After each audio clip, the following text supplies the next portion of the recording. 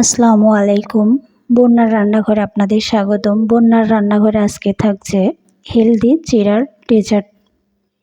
এটা সারাদিন রোজা শেষে স্বাস্থ্যের জন্য খুবই উপকারী এবং সিম্পলি এটা তৈরি করে নেওয়া যায়। তো এখানে চিড়াটা আমি খুব ভালো করে ধুয়ে নিয়েছি এবং দুধ জাল করে নিয়েছি।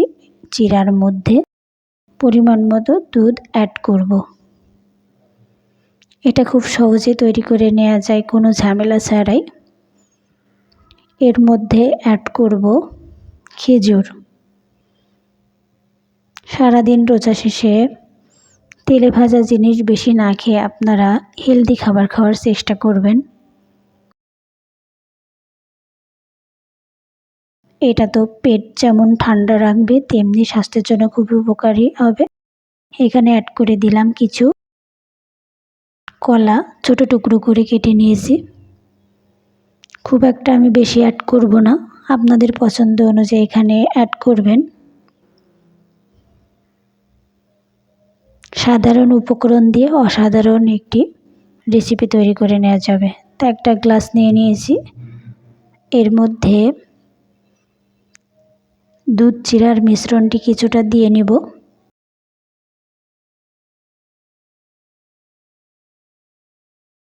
ডেকোরেশনটা সাজিয়ে করলে খেতেও ভালো লাগে, দেখতেও ভালো লাগে।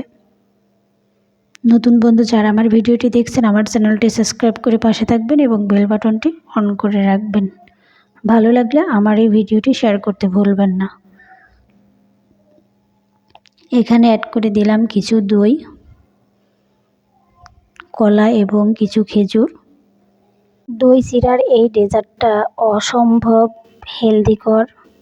এভাবে করে প্রত্যেকটা লেয়ারে করে দিয়ে দিব। আমার ভিডিওটি ভালো লাগলে আপনার পরিবার, আত্মীয়স্বজন, বন্ধুবান্ধবদের মাঝে শেয়ার করতে ভুলবেন না। সবাই অনেক উপকৃত হবে।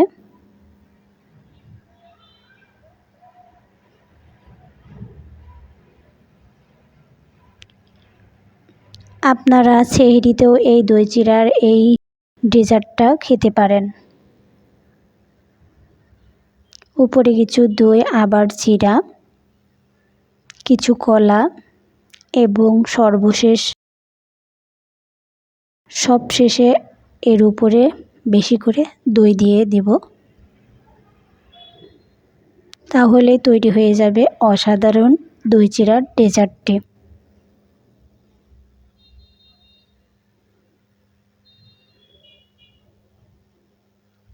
তৈরি হয়ে গেল আমার এই অসম্ভব শরীর মন ঠান্ডা করার মতো দই চিড়ার ডেজার্ট। আমার এই আজকের এই দই চিড়ার ডেজার্টটি আপনাদের কাছে কেমন লাগলো অবশ্যই জানাবেন। ভালো লাগলে আপনারা সেহরি এবং ইফতারে এটা রাখতে পারেন।